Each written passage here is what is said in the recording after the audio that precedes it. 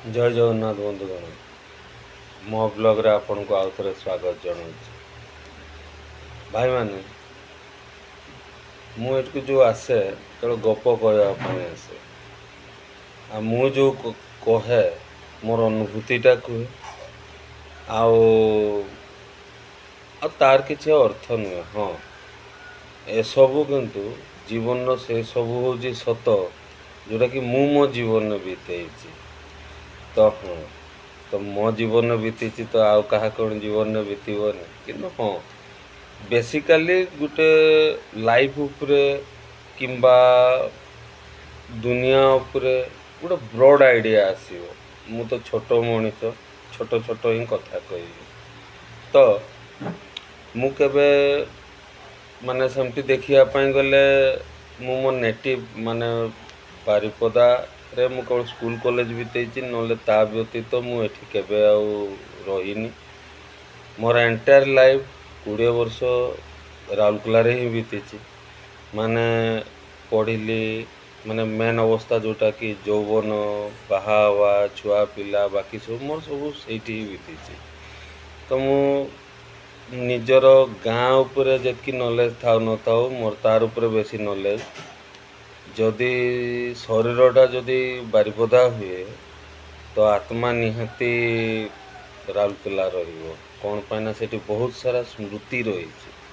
ଆଉ ଭାଇ, ସେମିତି ତ ସବୁ ଜାଗା ହେଉଛି ନିଜର, ଟୋଟାଲ୍ ଓଡ଼ିଶା ହେଉଛି ନିଜର। କିନ୍ତୁ କିଛି କିଛି ଜିନିଷ ଥାଏନି ନା, ମନକୁ ଛୁଇଁଯାଏ ଆଉ ମନରେ ବସିଯାଏ। ଏତିକି ହିଁ କଥା, ଆଉ କିଛି ନାହିଁ। ତ ଯାହା ବି ହଉ, ବାପା ଗଲେ ତ ମୁଁ ରାଉରକେଲାରୁ ସବୁ ଛାଡ଼ି ଛୁଡ଼ା ଦେଇ ମୁଁ ସବୁ ପଳେଇ ଆସିଥିଲି। ତ ବାପା ଯେତେବେଳେ ଗଲେ, ମୁଁ ଯେହେତୁ ଏଠି କେବେ ରହିନି, ତ ଏଠିକା ବିଷୟରେ ଇଭିନ୍ କି ମୁଁ ମୋ ନିଜର ଜମି ଜାଗା ବି ବର୍ତ୍ତମାନ ଯାଏଁ ବି କୁଆଡ଼େ କ'ଣ ଅଛି ଜାଣିନି। ତ ଯାହା ବି ହଉ, ମୋତେ ଜଣା ନାହିଁ। ତ ବାପାଙ୍କ ଯିବା ପରେ ମୁଁ ତ ହେଲି ଅଣ୍ଡ, କିଛି ଜଣା ନାହିଁ। ତ ପରେ ମୋର ଘରଡିହ ଆଉ ଜମି ଜାଗା ସବୁ ଜିନିଷ ଉପରେ, ଇଭିନ୍ କି ବାପାଙ୍କର GPF ପେନ୍ସନ୍ର ବି ସମ୍ପୂର୍ଣ୍ଣ ସେମିତି କିଛି ଅଧିକାରୀ ହେଇପାରିଲେନି। ଆଉ ଛାଡ଼ନ୍ତୁ, ସେସବୁ ବଡ଼ କଥା, ଟେନସନ୍ ହେଇଯିବ। ତ ଏତିକି କଥା ନାହିଁ। ଏଇ ଯେଉଁ ଧନ ସମ୍ପତ୍ତିକୁ ନେଇକି ଆମର ଯେଉଁ ସଂଘର୍ଷ, ଝଗଡ଼ା ଝାଣ୍ଟି, ଏଗୁଡ଼ା ସବୁ କ'ଣ ଠିକ୍?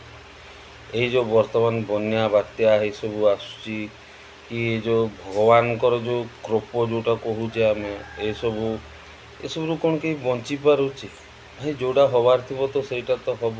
କିନ୍ତୁ ଆମର ବହୁମୂଲ୍ୟ ସମୟ ଆମେ ଏଇସବୁ ଜିନିଷକୁ ଅର୍ଜନ କରିବା ପାଇଁ ଯାଇକି ଆମେ ନିଜକୁ କେତେ ଖରାପ କରିଦେଉଛେ, ସମୟକୁ କେତେ ଖରାପ କରିଦେଉଛେ, ସମାଜକୁ କେତେ ଖରାପ କରିଦେଉଛେ। भाई, समझदार को इशारा काफ़ी होता है। କ'ଣ ଏଇଟା ଠିକ୍? ବୁଝନ୍ତୁ। ଜୟ ଜଗନ୍ନାଥ।